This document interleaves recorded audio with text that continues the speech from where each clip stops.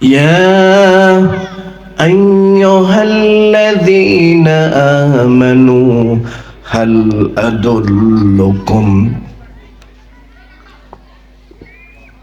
على تجارة تنجيكم من عذاب أليم।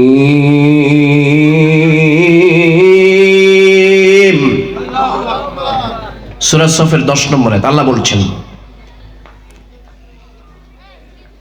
In the name of Allah, the beneficent and the merciful, পরম করুণাময় অসীম দয়ালু আল্লাহর নামে শুরু করছি।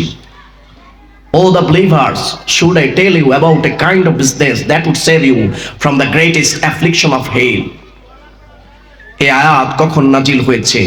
বিশ্বনবীর সাহাবায়ে কেরাম একজন আর একজনকে বলছে, তুমি আল্লাহর হাবিবকে বলো, তুমি আল্লাহর হাবিবকে জিজ্ঞাসা করো এই পৃথিবীতে কোন আমলটি সব থেকে বেশি ভালো, যে আমল করলে আল্লাহ আমাদেরকে জাহান্নামের আযাব থেকে রক্ষা করবেন, জান্নাতে যাওয়ার জন্য প্রস্তুতি গ্রহণ করবেন। সুবহানাল্লাহ পড়ে। এক সাহাবী আরেক সাহাবীকে বলছেন, ও সাহাবী তুমি জিজ্ঞাসা করো।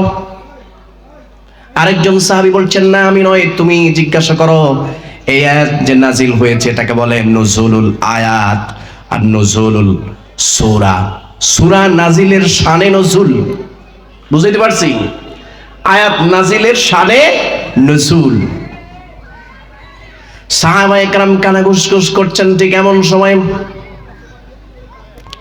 আল্লাহর হাবিব সাল্লাল্লাহু আলাইহি ওয়াসাল্লামের কাছে আল্লাহর পক্ষ থেকে ওহী নাজিল হলো।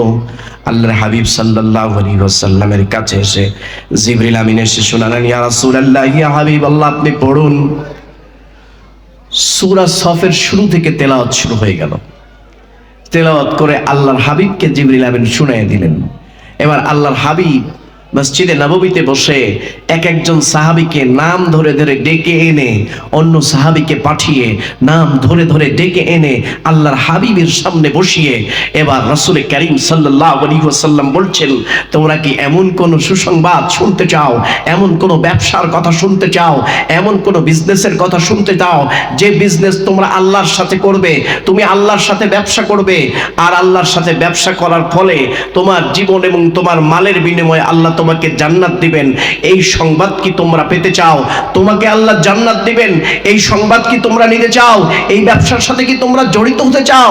সাহাবায়ে কেরাম বললেন, লাব্বাইকা ওয়া সাআদাইকা ইয়া রাসূলুল্লাহ, কেন নয়, আমরা তো এই সংবাদ নেওয়ার জন্যই প্রস্তুত হয়ে বসে আছি, আপনি আমাদেরকে সেই সুসংবাদ দিন। সুবহানাল্লাহ।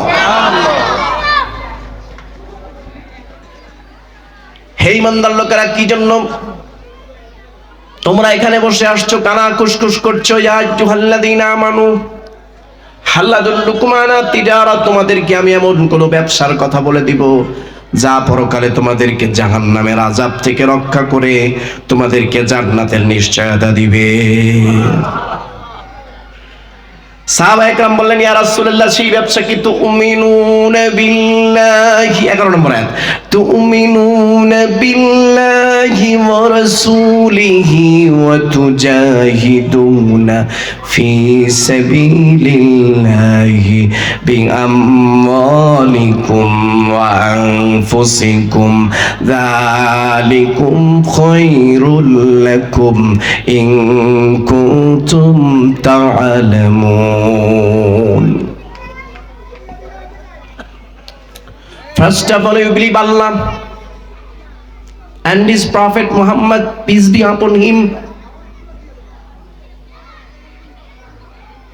and struggle hard with your properties and your